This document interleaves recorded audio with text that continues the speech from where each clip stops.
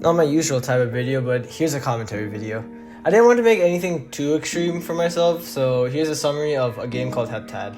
Heptad is a simple FPS game made in 6 days for a game jam where you play as a little cute robot climbing a mysterious tower with various crystal creatures trying to stop you.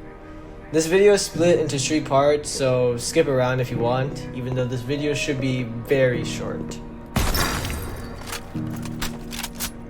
When you load in, you're met with a forest area with 2 different buttons, join and host game. Like most Roblox games, you can play with up to 4 people. Loading into the actual game, you're given the option of 7 different weapons. You can swap through your weapons every 120 seconds or less if you have upgrades using the request feature bound to the F key. Here's a brief rundown on every single one of them. The KALBR is a standard pistol with an 8 times headshot crit multiplier, the highest in the game, able to do 112 damage a shot, otherwise is a horrible weapon. The VHRE is an SMG, meaning it has a very high fire rate. It deals the same damage as the pistol, of course without the 8 times crit chance. It does have the highest clip size, but you still burn through it really fast. Use it if you can't aim well. The VHAE is an assault rifle. Jack of all trades, there's nothing really interesting to say about this gun. VHME is, to me, it's just a straight upgrade of the VHAE.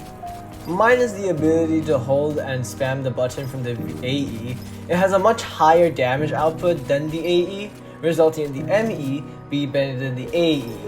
That's a lot of E's. The VHSE is a sniper rifle, having the highest single target damage in the game, second place belonging to the pistol. Though the fire rate, clip size, and recoil kinda just makes this gun terrible. Second to last is a Stampede, my favorite type of weapon, a shotgun. It may take 7 damage, but it shoots out like 12 bullets, so in reality it's 84. The thing takes at most 4 shots to kill any enemy if you're standing up close. Finally is the VASH, an explosive rifle. It has no crits, below average ammo, normal fire rate, high recoil, so what even makes this good? AOE, Area of Effect. Nothing else to say. It's amazing for a game like Heptad, where you're constantly swarmed by enemies. Useless against the main big crystal though. There's 7 layers to this tower. Your main goal in each layer is to destroy 3 blue cores around the level to deactivate the main force field blocking the giant white crystal, which then you gotta destroy to progress to the next layer. On the way up, you'll encounter these crystal enemies. Encounter a new one each layer. We got crystal spiders, fast, small, weak, low damaging enemy archetype. Crystal dudes, the standard enemy that'll swarm you. Crystal giants, they're average tank enemy archetype. They also occasionally throw a fast, sharp crystal at your exact location, dealing a bit of damage to your integrity. Pink dudes, amplifying the weakness and strength of the crystal giants, now shooting 3 big pink shockwaves. They will try to predict where you go, so watch out for that. Chargers, they move quickly, deal insane damage, and have a shield. The shield has above average HP, so it's better to try and aim for their unprotected parts. Second to last is the healers. They link to 1 to 3 enemies, healing them. They, however, cannot attack. Finally are sentries. They cannot move, but they will shoot at a player's current location constantly. Each layer is different from the last. They aren't big and the cores aren't hidden. Most of the time you'll know exactly where to go since the paths are very obvious. The levels aren't that diverse. Most of them are some sort of facility type setting. My favorite was the Ender Dragon reference at the last layer. It may be unintentional, but it was cool nonetheless. After every layer, you'll get an upgrade. First, you'll get a jetpack, then a dash. Afterwards, the upgrades consist of more jetpack fuel, maybe more dashes, and reload speed for your weapons, and shorten request cooldown. Dying in solo play sends you back to the first layer, though retaining your current upgrades, allowing you to finish them up quicker. Luckily, I only died once since the game isn't that difficult, so don't worry about being sent all the way back. Dying in multiplayer, however, gives you a 10 to 20 second respawn time depending on how many players are in the server right now. If all the players are dead, then you'll get sent back to the start. However, if you respawn quick enough, your team will stay on that stage. Heptad is just your average PvE FPS game, gaining upgrades after each quote-unquote wave and having a wide selection of weapons to defeat swarms of enemies. Now let's go on to the story. I don't know why I put a story part in this. The story is actually really simple. The story is just there's a giant tower that suddenly appeared on Earth.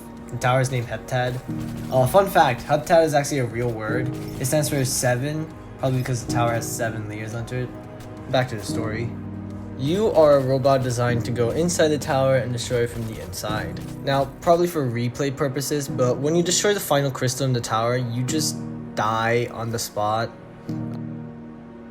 Operation successful. Scanning for anomalies. Error. Recalculating. Systems operational.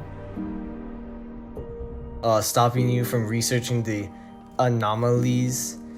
It's definitely for replay purposes, but it means the creator of the robots will never know anything about the tower besides what was recorded before the self-destruct. This story is probably a one-time thing though. The developers probably wouldn't put this lore into their pizza game lore. Hey wait, that's a good transition too. The developers behind Heptad, these guys, also made Pizza Game, the fast-paced soul-collecting art roguelike game that you probably heard of from a YouTube video.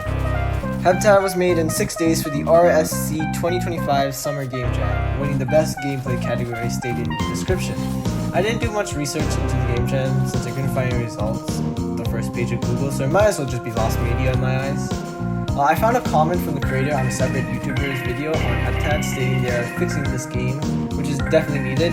I think I used high ground to break the enemy's AI like every single stage. Still, being made in 6 days is insane for this quality, by only 2 people, I think it is. Overall, I think Heptad is an above average PvE game. It isn't the best Roblox game out there, and it's not the most polished, but being made in only 6 days and having this much quality is definitely an achievement. Well, that about does it. First time doing this type of video on the channel, so I apologize if it's not what you expected. I hope I can make more of these. This is off script, by the way. I don't know what to say because I did all that in a script, but the script was like 2 whole pages long. So maybe I should just do those AI voiceovers. But then again, doing an AI voiceover kind of like takes out all the soul in the video, so I don't want to do that. But also this place is really echoey. Oh well, it depends if I make another one of these, if I get the motivation to do another one of these. My upload schedule is just all over the place. It takes either 1 month or 1 year to make something. Well, time to go to the outro. How do I get to the outro?